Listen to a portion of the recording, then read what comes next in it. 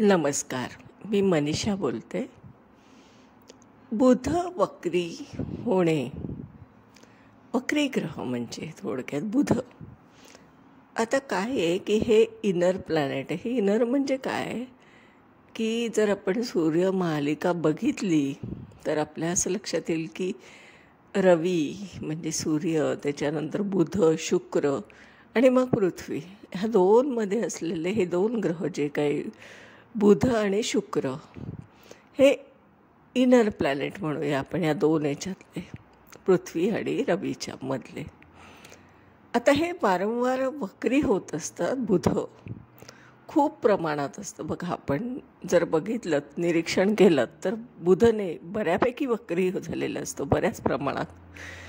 आता बुध वक्री होणं आणि त्याच्यावर एक स्टेटमेंट असं केलं जातं की प्रत्येक वेळेस काही चुका झाल्या की आता बुध वक्री आहे बरं का, म्हणून असं घडतं आहे, असं ऐकिवात येतं आपल्या बघा.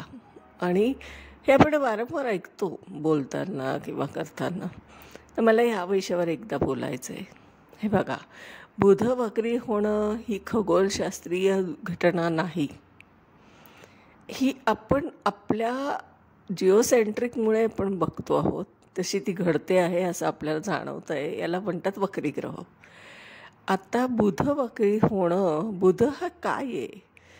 बुध ही आपण बुद्धिमत्ता म्हणतो, स्पीच म्हणतो, ज्याच्याने आपण बोलतो, असं आपण त्याला एक ज्योतिषशास्त्रामध्ये त्याला एक हे सांगितलं आहे की बुध काय रिप्रेझेंट करतो. आता हा बुध, हा जो मर्क्युरी आहे, याच्या बाबतीत जर आपण बघितलं की ती एक सिस्टीम आहे की चुका झाल्या किंवा काही झालं की हो ना, बुध वक्री असल्यामुळे असं घडतंय बरं का, असं वगैरे बोललं जातं. हे एक गमतीचा भाग बरं का हा. पण खऱ्या अर्थाने आपण कसा विचार केला पाहिजे ते मी सांगते.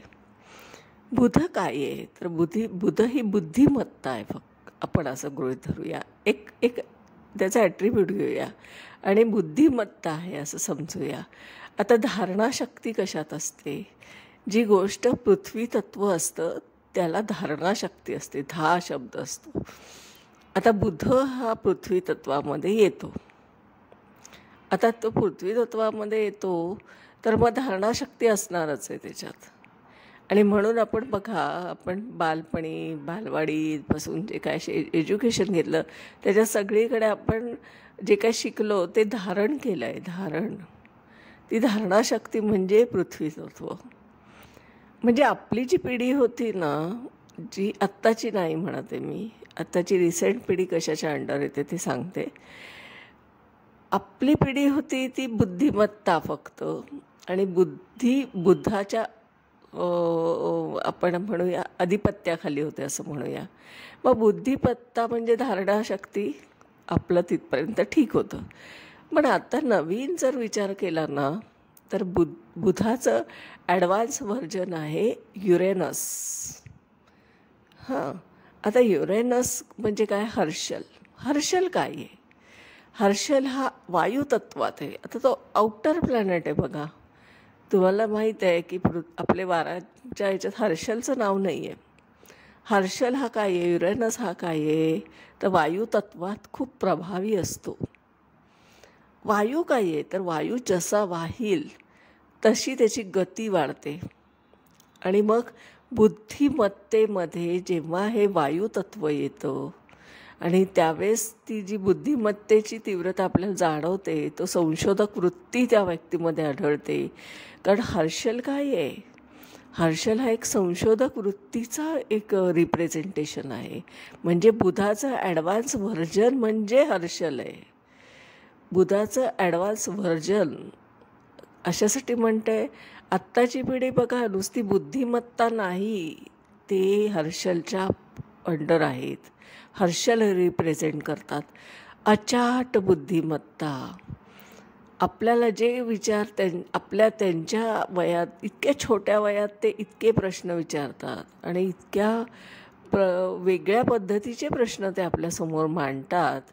तर याचा अर्थ असा आहे की ती बुद्धिमत्ता ही वायुतत्वात असते त्यांची, म्हणजेच हर्षलच्या अंडर ही येते. हर्षलचा प्रभाव त्यांच्यावर आहे.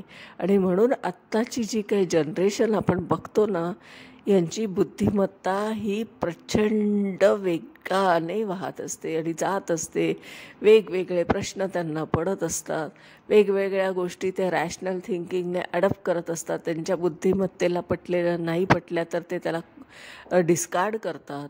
हे इतकं अचाट आत्ताच्या पिढीमध्ये आपल्याला जे दिसतंय ना, हे युरेनस आहे.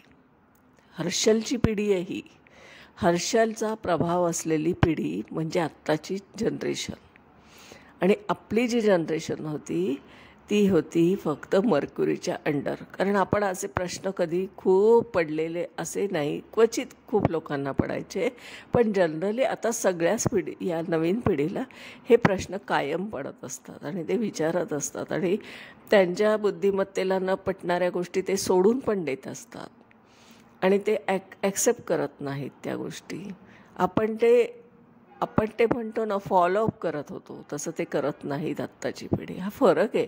म्हणजे मर्क्युरी आणि युरेनस ह्याच्यात जर कंपॅरिझन करायची झाली तर एक आहे पृथ्वी तत्वाचा, एक आहे वायू तत्वाचा. म्हणजे मर्क्युरी हा पृथ्वी तत्व आणि युरेनस हे वायू तत्व आहे. म्हणून आत्ताचं जी पिढी आहे ती दोन्हीचं व्हर्जन, म्हणजे त्याचा ॲडव्हान्स व्हर्जन आहे. हा जो फरक होतो आहे ना, असा विचार आपण बुधाच्या बाबतीत आणि हर्षलच्या बाबतीत कम्पॅरेटिव्हली केला पाहिजे. ना की आपण बुधाला फक्त ते आता बुध वक्री आहे म्हणून असं घडतं आहे वगैरे इथपर्यंत नॉलेज न नेता त्याच्या पुढे थोडा विचार केला पाहिजे आपण बुधाचा सुद्धा आणि हर्षलचा सुद्धा. या दोघांमध्ये, या दोन ग्रहांमध्ये जी कम्पॅरिझन मला जाणवली ना, ती मी तुम्हाला सांगते. कारण मला बऱ्याच पत्रिकांमध्ये, कन्सल्टिंगमध्ये युरेनस वर्क करताना खूप वेळा आढळला आहे. युरेनसवर खूप फोकस केला पाहिजे आपण. तो ग्रह काय आहे, तो देशाच्या कुंडलीत काय काम करतो आहे, आपल्या वैयक्तिक आयुष्यात त्याचा काय प्रभाव आहे आणि बुधाचा काय प्रभाव होतो.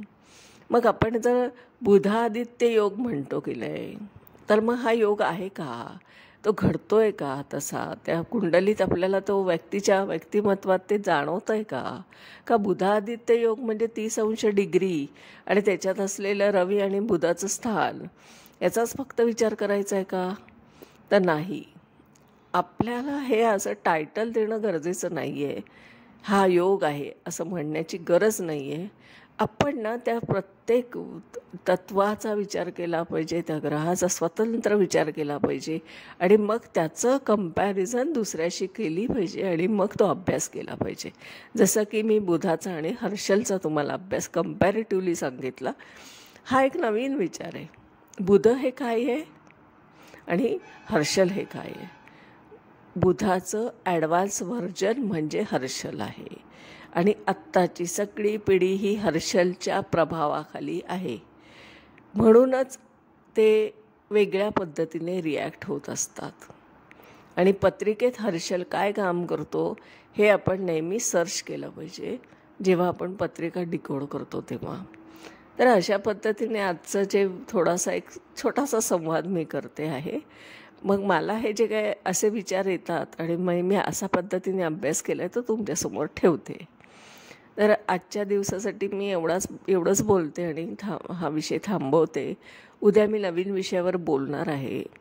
मी कोण आहे तर मी आहे सौ मनीषा प्रदीप चव्हाण. मी आदित्य गार्डन सिटी वारजे इथे राहते. माझा मोबाईल नंबर आहे 9763787646. माझे स्वतःचे कन्सल्टिंगचे सर्विस आहे. म्हणजे आपण जन्मपत्रिका पाठवून मला शेअर केली बर्थ डिटेल तर मी ते तुमच्या प्रश्नाच्या रोखाने त्याची उत्तरं शोधते जी काय ज्योतिष्य दृष्टिकोनातून असतात. आणि मग आपण त्याच्याशी संवाद करत असतो. आपण बराच वेळा त्याच्याशी 1-1.5 तास बोलत असतो त्या विषयावर आणि मग आपण त्याचं उत्तर शोधतो. दुसरं असं की माझे स्वतःचे ज्योतिषाचे ऑनलाईन क्लासेस आहेत आणि त्या क्लासेसमध्ये आपण प्रिडिक्शन शिकत असतात, थिअरी विथ प्रिडिक्शन. आणि मग आपण पत्रिका लाईव्ह घेत असतो आपल्याला ज्या पत्रिका आपल्याला सोडवायच्या आहेत, आपल्याला ज्याच्याबद्दल उत्सुकता आहे जाणून घेण्याचे आयुष्य, अशा पत्रिका घेऊन आपण क्लास करत असतो, शिकत असतो. अशा पद्धतीने माझी कन्सल्टिंग सर्व्हिस म्हणजे ॲस्ट्रॉलॉजिकल कन्सल्टिंग सर्व्हिस आणि क्लासेस असे आहेत. आपण या संधीचा फायदा घ्यावा. गुगलवर जाऊन जर आपण सर्च केलं तर Manisha Austro consultant and classes असं एक तुम्हाला दिसेल. त्याच्यावर तुम्ही रिव्ह्यू वाचू शकता आणि मग तुम्हाला कळेल की क्लायंटचं म्हणणं काय आहे किंवा स्टुडंट कसे रिॲक्ट होत आहेत. या पद्धतीने आपण जर वाचलं तर लक्षात येईल. तर आजच्या दिवसासाठी मी इथेच थांबते. धन्यवाद.